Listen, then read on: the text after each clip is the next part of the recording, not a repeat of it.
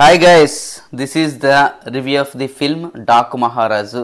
So నటసింహం Balakrishna గారు, బాబీ కొల్లి గారు భారీ గ్రాండ్ విజువల్స్తో తెరకెక్కించిన మూవీ అండి డాక్ మహారాజు. సో మూవీ ఎలా ఉందో ఒకసారి మనం డీటెయిల్డ్ రివ్యూలో తెలుసుకుందాం.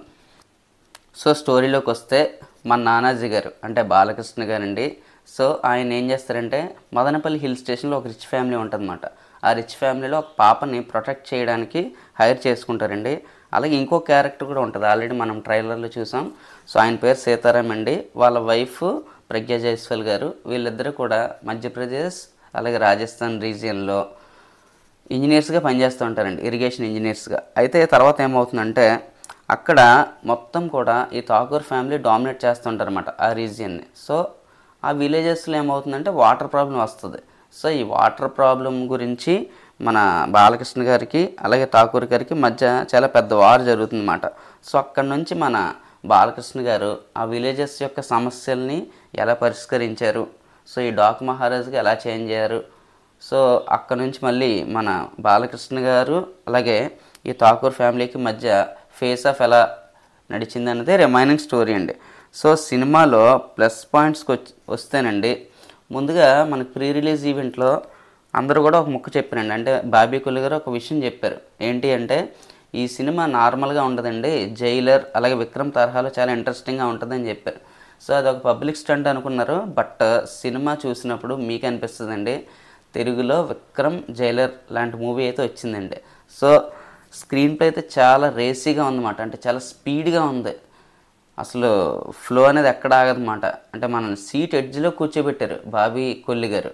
సో ఈ సినిమాలో ప్లస్ పాయింట్స్ వచ్చేసరికి అండి మెయిన్గా సినిమాటోగ్రఫీ అండి. ఎక్సలెంట్ మాట సినిమాటోగ్రఫీ. మన హాలీవుడ్ లెవెల్ సీన్స్ అయితే చూస్తామండి, అటువంటి కెమెరా యాంగిల్స్ అయితే యూస్ చేశారు మన సినిమాటోగ్రాఫర్ విజయ్ కన్నన్ గారు. ఎక్సలెంట్గా ప్రతి షాట్ కూడా హాలీవుడ్ రేంజ్లో వచ్చిందండి. అలాగే నెక్స్ట్ ప్లస్ పాయింట్ వచ్చేసరికి ఖచ్చితంగా ఎస్ఎస్ తమన్ గారండి. బ్యాక్గ్రౌండ్ మ్యూజిక్ అయితే ఇచ్చి పడేశారు. సో బ్యాక్గ్రౌండ్ అని ఎందుకో మరి బాలయ్య బాబుకి మన తమన్ గారికి వచ్చేసరికి చాలా ఒక రేంజ్లో ఉంటుంది మ్యూజిక్. అదేవిధంగా అఖండాలో ఎలా ఉందో దానికి మించి ఈ మూవీలో అయితే బ్యాక్గ్రౌండ్ మ్యూజిక్ ఇవ్వడం జరిగిందండి. అలాగే ఇంకొక ప్లస్ పాయింట్ వచ్చేసరికి యాక్షన్ ఎపిసోడ్స్ అండి. సో యాక్షన్ ఎపిసోడ్స్ చాలా కొత్తగా ఉన్నాయండి.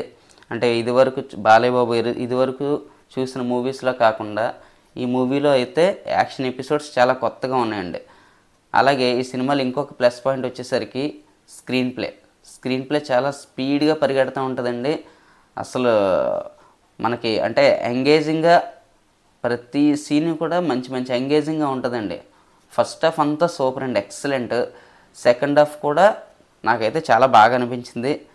అలాగే బాలకృష్ణ గారి పెర్ఫార్మెన్స్ అండి. ఈ మూవీలో అయితే మనకు బాబీ కొల్లి గారు చెప్పారు కొత్త బాలకృష్ణ గారిని మీరు చూస్తారని. నిజంగా మనం చూస్తామండి, కొత్త బాలకృష్ణ గారిని చూస్తాము. వారి పర్ఫార్మెన్స్ అయితే మనల్ని చాలా ఆకట్టుకుంటుంది. సో నెగిటివ్స్కి వచ్చేసరికి అండి, సో ప్రెడిక్టబుల్ స్టోరీయే, అంటే పాత స్టోరీయే బట్ ఎంగేజింగ్గా తీశారండి. So that is the minus. అంటే ప్రెడిక్టబుల్ స్టోరీ, ఈ స్టోరీస్ ఆల్రెడీ మనం చూసాం బట్ ఎంగేజింగ్గా ఉంటుందండి. స్క్రీన్ ప్లే వల్ల మనకి అదేమీ తెలియదు అన్నమాట. అలాగే ఇంకొక నెగిటివ్ వచ్చేసరికి మనకి క్లైమాక్స్ అండి. క్లైమాక్స్ చాలా ఫ్లాట్గా ఉందండి. అంటే అంతవరకు మూవీని ఒక రేంజ్లో తీసుకెళ్ళి లాస్ట్ 30 మినిట్స్ చాలా కొంచెం ఫ్లాట్గా చేశారని నాకు అనిపించింది. అంటే సరైన ఎండింగ్ ఇవ్వలేదండి, అదొక్కటి మైనస్. బట్ సినిమా అయితే హ్యాపీగా సంక్రాంతి పండగకి మీ ఫ్యామిలీ అంతా కూర్చొని హ్యాపీగా చూడొచ్చు, ఎటువంటి సందేహం లేదండి. సో దబిడి సాంగ్ అయితే ఎందుకు పెట్టారు నాకు కూడా తెలియలేదు. సో అది కొంచెం ఫోర్స్ఫుల్గా అనిపించింది. బట్ రిమైనింగ్ సాంగ్స్ అవ్వనివ్వండి, సాంగ్స్ ప్లేస్మెంట్ అవ్వనివ్వండి, అలాగే హీరోయిన్స్ యాక్టింగ్ అవ్వనివ్వండి, అంటే శ్రద్ధ శ్రీనాథ్ గారికి కూడా మంచి రోల్ పడిందండి. సో రిమైనింగ్ మీకైతే బాగా నచ్చేది ఏంటంటే మన తమన్ గారి మ్యూజిక్ అలాగే సినిమాటోగ్రఫీ అండి. సినిమాటోగ్రఫీ అయితే ఎక్సలెంట్. ఇది వరకు తెలుగు సినిమాలు ఎక్కడ చూడలేదు అటువంటి సినిమాటోగ్రఫీ, ఎక్సలెంట్గా వాడారు. ఫస్ట్ హాఫ్ అయితే పీక్స్ అండి.